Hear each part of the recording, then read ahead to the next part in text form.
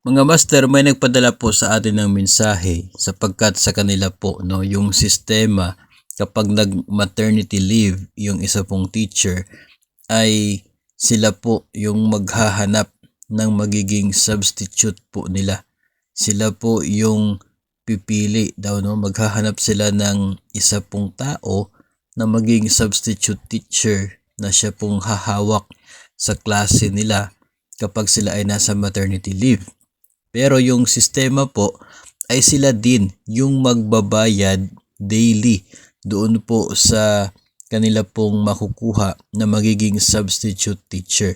So ang mangyayari, ikaw ay on maternity leave, tumatanggap ka ng sahod kasi with pay naman yung leave mo, pero babayaran mo daily yung tao na siya pong naging humahawak ng inyong klase sapagkat yun nga, siya ang nagsisilbing substitute teacher in your behalf while you are on maternity leave.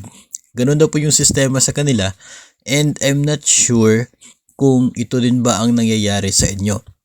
Base po sa mga comments sa ating pong Facebook page ay may iba rin po, iba pang mga paaralan na ganun din yung nangyayari sa kanila.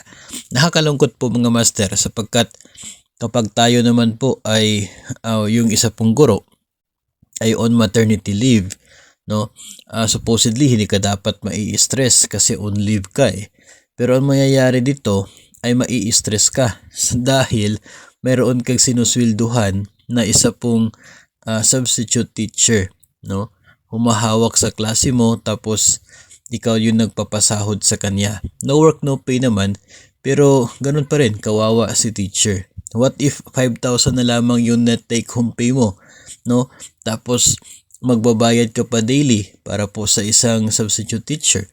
Yung magkano kaya yung daily rate na binabayad nila sa substitute teacher na yon? So saan ngayon kukunin ni teacher na nag-maternity leave yung pangbayad niya doon sa kanyang substitute teacher? And what if wala siyang pambayad? So ano mayayari sa klase niya? Walang hahawak? Ganun ba yung mangyayari? So hopefully mabigyan o ma-address po ang mga ganito pong uri ng practices. Baka po mabigyan pansin ng inyo pong division. Kasi for me personally ay hindi po siya talaga nakakatulong sa part ni teacher who is on maternity leave na ganyan po yung sistema dyan po sa inyo. Yung sa iba naman po kasi ay yung division po ninyo ang siya pong maghahanap na magiging substitute teacher.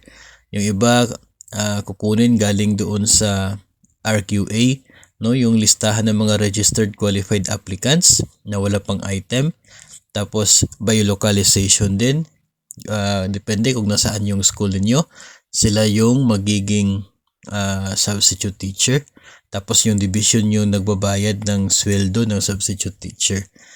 So I'm not sure kung ano po yung practice din po sa inyo. Baka isa din po kayo sa mga katulad nito.